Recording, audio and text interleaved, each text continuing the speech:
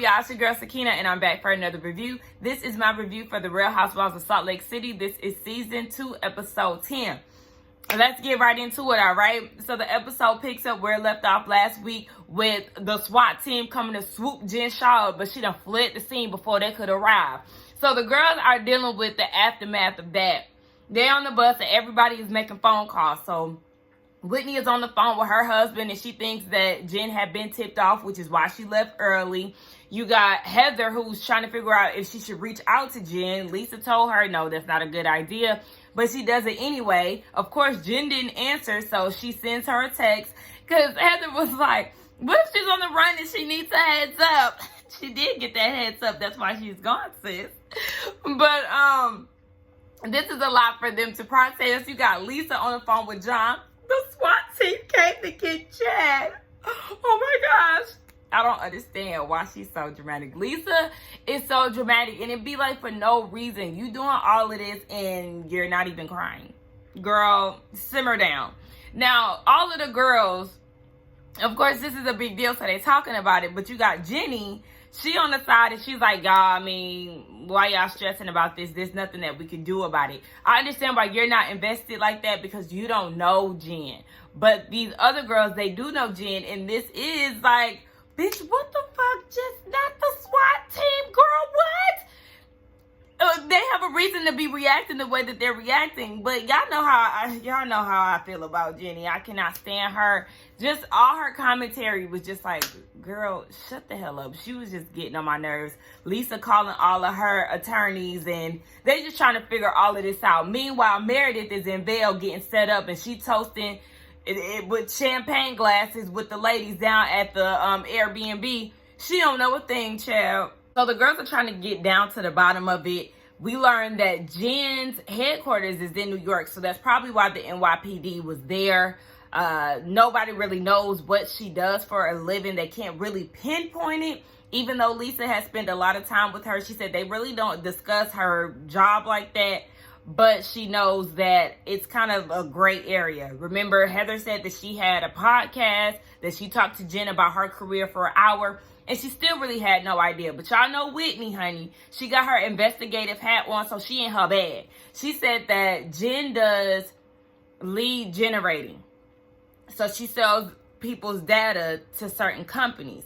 So that still makes her wonder how Jen gets her money, because for that kind of career field, according to Whitney, they don't make that much to where you throwing out $100 bills for her husband's birthday party, or you throwing a $80K birthday party for Meredith. So it's making the people question how you're getting your coins, ma'am. Now, Lisa, well, all of the girls, they stop. They get off the bus, and Lisa is acting weird to Whitney. So Whitney is like, to Heather, you don't see that she's acting very strange, and she keeps saying that somebody tipped her off. Mind you, Heather is calling all of her lawyers. Now, she said they got 6 on payroll. I said, damn, did y'all really need 6 lawyers? And did you really need to speak to all 6 of them in this matter? I'm sure they're going to tell you the same information, but she told one of the lawyers, I think she told her husband that she thinks, yeah, it was her husband. She said she thinks that Meredith knows something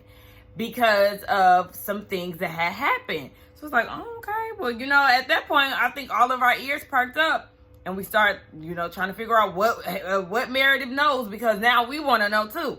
But yeah, she was calling all of her lawyers. Even when she was on the phone with one of them, she was like, I'm literally shaking. Hands still as hell. Girl, where you shaking at?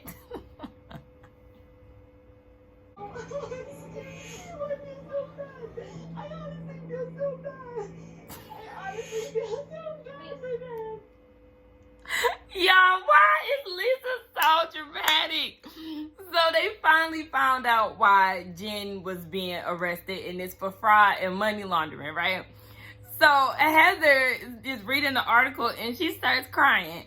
Here comes Lisa. Oh my gosh, I feel so bad. Oh my gosh.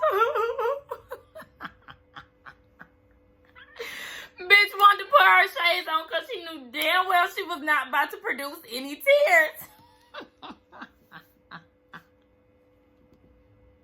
Why is y'all crying? I'm sorry. Oh, now if my friend, let me think about it. Let me sit here and think. If my friend got arrested, I would be like, bitch. You know, I would have that type of, would I cry though? I'm emotional, right? Y'all know I'm a Pisces. Would I be crying? I don't know. But for some reason, them crying got me weak. It's like, what? Yeah. Okay, now Heather did say that she felt bad for the family. So I get that. Definitely, there are victims here. So that is something to feel bad about. I just felt like Lisa wanted to jump on the tear train. But sis, you don't have to do all of that for us to believe that you feel bad. This is really like a Beverly Hills point two. Girl 2.0. You got Whitney, who is now this season Sutton. And okay, I'm feeling like Lisa Rinna could possibly be Lisa Barlow, but I'm not too sure. I really don't even know, because Lisa, we know that she's real sneaky and she is liable to do something in her favor compared to having Jen's back like Lisa Rinna had Erica's back. So I don't know. We just got to hold off. All I know is Jenny is fuckless. She thinks it's weird that Whitney knows a lot about it, because they said that Jen is facing up to 30 years and that she had targeted the elderly. So Whitney started to go down, like, you know, when it comes down to lead generating and things like that, you can target a certain audience. So she was targeting vulnerable people, old people who may live alone, who may not be totally aware of what's going on. So you sell them this dream, get their card information, and their card is being charged over and over again, and they have no idea that money is being taken from them. But for some reason, Jenny thinks that it's weird. And honestly, that's why I don't like her, y'all. I just don't like her. I don't know how many times I gotta say it, but y'all let me know who is who on the Beverly Hills cast, on the with the Salt Lake City cast, like when it comes down to this, because this is definitely giving Erica Jane part 2 in Utah. Now, I will say the sad thing about this is that the police came to Jen's house, and you can see on the Ring doorbell that her son and all the rest of the people who were in the house had to come out with their hands up. Can you imagine what that feels like as a Black person? Being told to come out of your house with your hands up and there's police with guns. I'm just very interested to see how this is going to play out with her family dynamic, because we already know Omar was not feeling her. So imagine how he feels towards her right now. That was embarrassing. That's scary. Anything could have happened at that moment, but you just never think about the people that you love the most are going to be affected by the things that you've done as well, Jen. So, girl, you thought you had family issues before. You definitely gonna have them now. They decide to call Meredith, and Meredith is like, honey, I'm not shocked. Some things were just not adding up, and now I feel validated. So Lisa is wondering why Meredith isn't shocked. But I'm like, but you just told your husband on the phone that you think that Meredith knows something. So why are you shocked that she's not shocked? Meredith don't care about Jen like that. So yeah, she's not. When you don't care about a person all like that, you just don't care. So it's just like, honey, I felt it in my spirit that something wasn't right. And I was right. So we just gonna let this play out and we're gonna see what happens. Meredith is fuckless. She don't care. Now they're trying to get down to the bottom of how Jen was able to clean all of this money, because she has been released. By 3 o'clock, she was out of jail. But why does Jenny and Lisa think it's so weird that Whitney knows about how to clean money? Honey, Heather said she learned from Ozark. I learned from Power, okay? They had the laundromat that was cleaning money at Keisha's hair salon. They had the damn club. For some reason, I can't. Truth. Hello? You can watch enough drug shows to understand how somebody can clean money, all right? That don't mean that she out there doing fraudulent activity. She's just aware of how the game goes. So I'm going to need y'all to pipe down while y'all trying to make it seem like it's weird for somebody having knowledge on fraudulent activity. So Mary shows up with her chicken legs and her thrown on wig. Meredith is in a bathtub talking to her about this whole Jen situation. You know, Mary was like, I mean, the proper way to greet me would be at the table with some food, okay, clothed.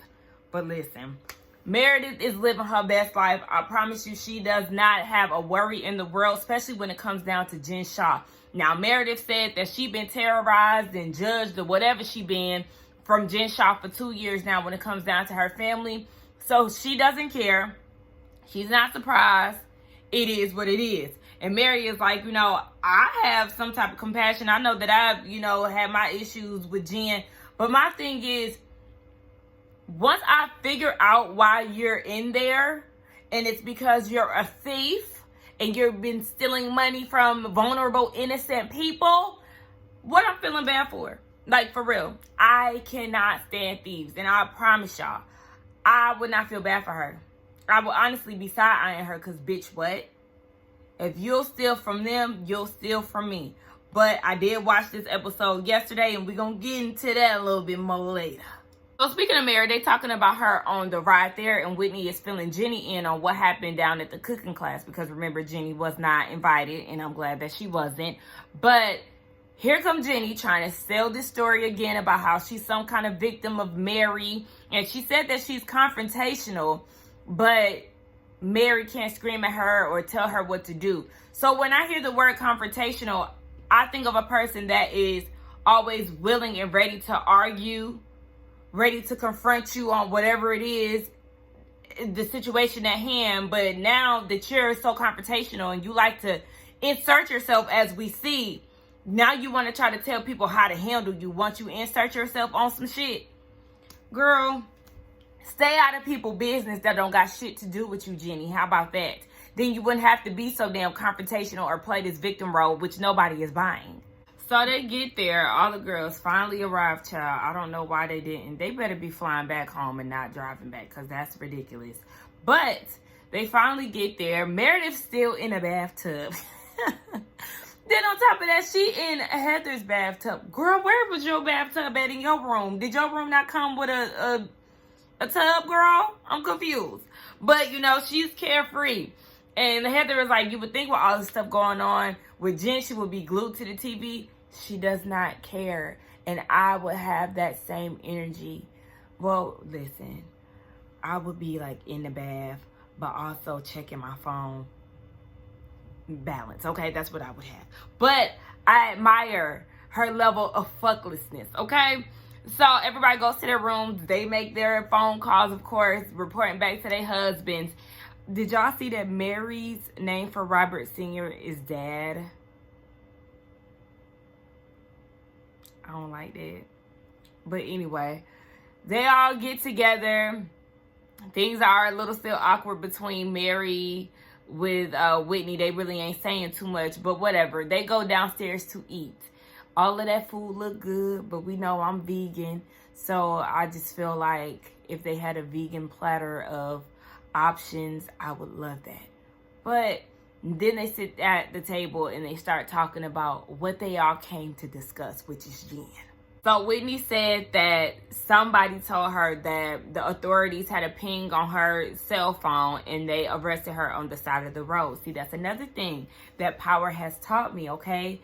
They gonna ping, them cell phone towers gonna track your location, sis. What you should have did was you should have got you a breaker phone, break that memory card, toss it down the road somewhere, and go about your business. But I'm sure she has a smartphone, okay, that had let the authorities know everything that they needed to know, which is why she got arrested on the side. Now, Heather thinks that she was going to turn herself in, which is why she left. No, as we stated previously, sis was on the run. And Heather was like, how humiliating and degrading. What did you do? Heather, she's stealing money. That's why she fled the scene. Are you not here with us? I need you to understand that your friend Jen Shah is a thief. Say it with me. Thief. So Mary in her bleach skin, child. Did y'all see that big dark patch? Listen, nonetheless, she was talking about how Jen is basically, she feel betrayed by Jen, and how she's scamming older people or people who are less fortunate. And she said that she's doing it with no remorse, of course. This investigation apparently been going on since 2012, child. Okay? Yeah, she's definitely not remorseful. And if she is, it's now because she got caught, I'm sure, as they all do. But Mary was saying that she never seen any good in her, and she was scared of her because of what she was capable of. What do you mean? Wasn't y'all cool at one point? So how were you scared of her and what she was capable of? So did you see some things while y'all were close that made you question her?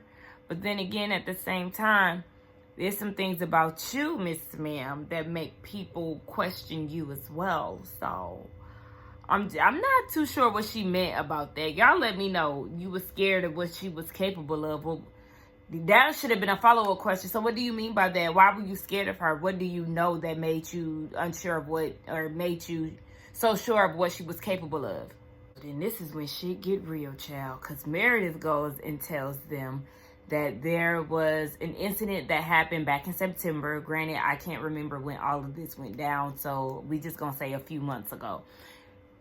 Meredith was in New York with her family.